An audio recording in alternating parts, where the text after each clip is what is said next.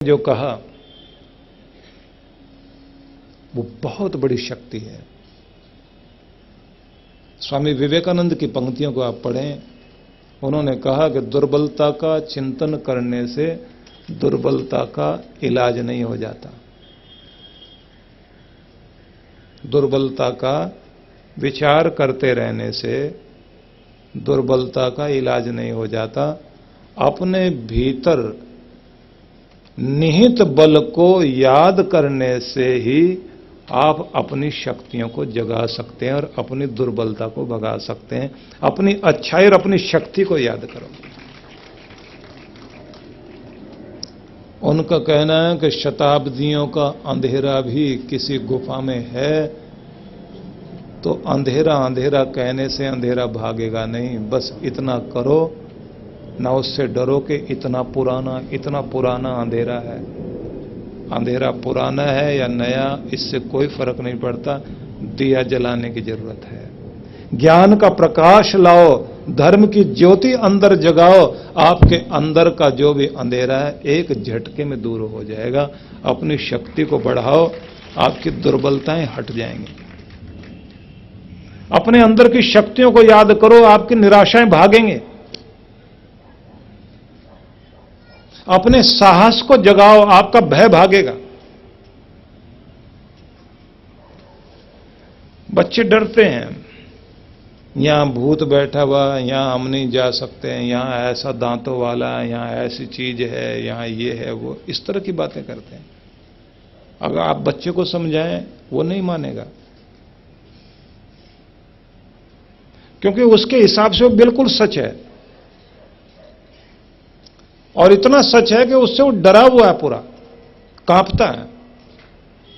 लेकिन जैसे ही आप उसको ठीक एहसास दिला दोगे, उसकी भ्रांति हटा दोगे,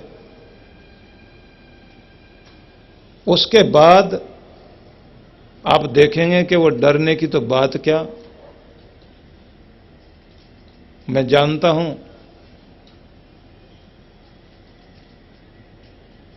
एक बहुत अच्छे लेखक हुए हैं, मैं उनका नाम लेना चाहूंगा, जिब्रान।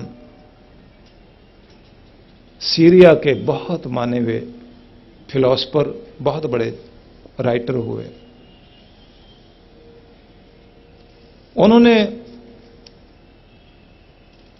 एक अपनी कथा लिखी कि मैं जंगलों से चला आ रहा था और भारी कोहरा, बड़े बड़े वृक्ष, और जैसे मैं आ रहा था तो मुझे यह महसूस हुआ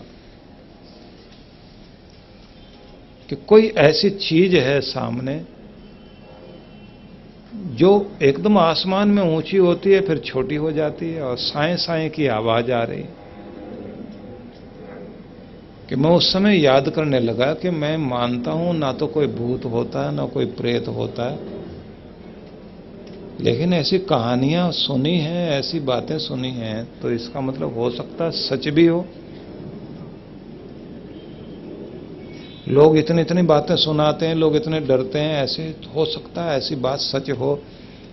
जिब्रान कहता है कि मैं इतना उस समय डरने लगा कि मुझे लगा कि जैसे कोई चीज है।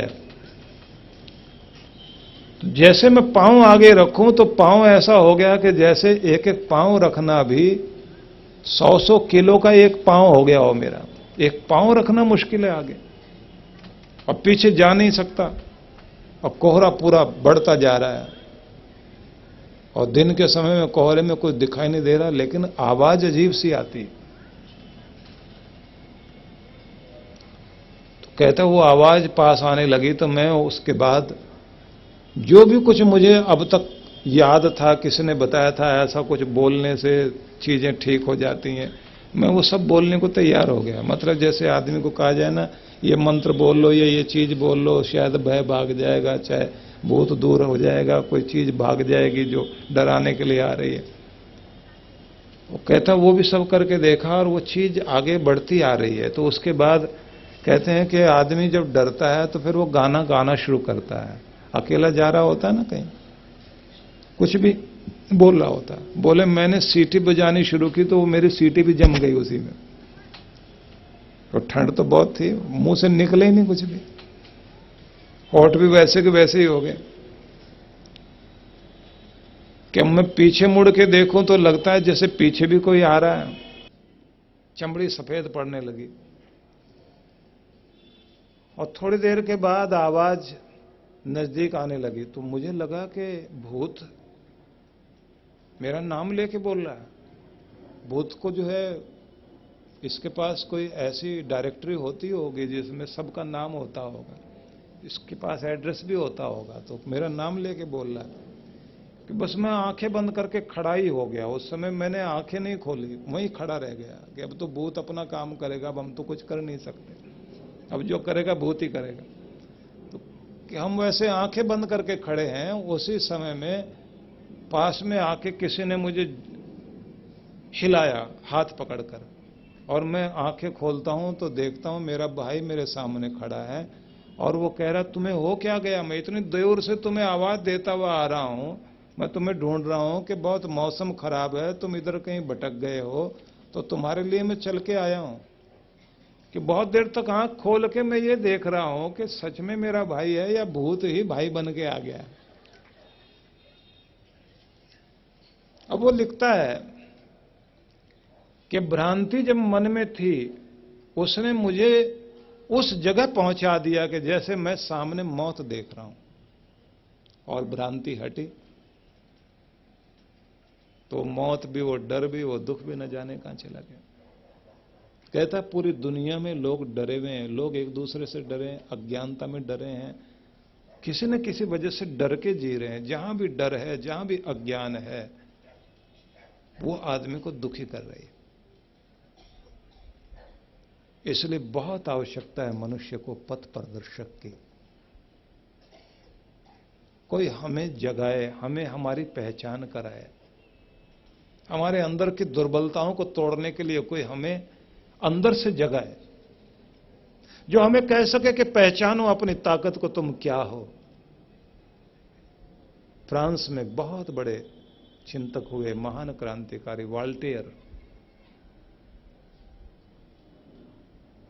वॉल्टेयर एक ही बात बोलता था, उस मालिक को याद करो जिसने तुम्हारी जिंदगी दी, और ये सोचो कि तुम्हें उसने आंखें आगे क्यों लगाई, क्योंकि वो तुम्हें आगे बढ़ता हुआ देखना चाहता है, आगे जाता हुआ और आगे तरक्की करते हुए देखना चाहता है। इसलिए मालिक ने तुम्हें आंखें आगे लगाई। इसलिए आगे देखो, आगे बढ़ो, आगे की सोचो, जो कुछ हो गया भूलो, पीछे जो कुछ घट गया वो लौटेगा नहीं। इसलिए अपनी शक्ति को याद कीजिए। इसलिए अगर थोड़े से दिन ये मिले हैं, इसमें मैं चर्चा करना चाहता हूं कि हमारा शास्त्र क्या कहता है, जीवन जीने का जो आर्ट है, जो कला है, उस पर शास्त्र क्या कहता है, मनोविज्ञान क्या कहता है, साइकोलॉजी क्या कहती है, हमारे वैज्ञानिक लोग, हमारे साइंटिस्ट लोग क्या कहते हैं।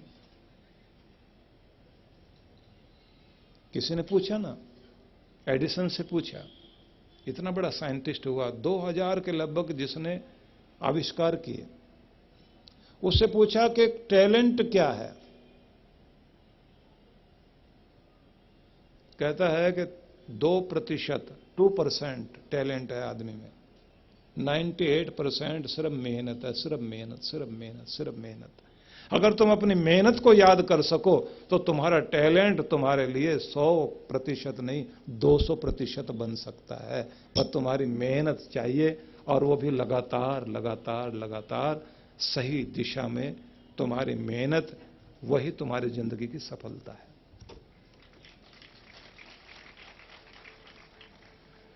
तो इसलिए जो वास्तविकता है जिंदगी की, वो आपके सामने बताना चाहता हूं। इधर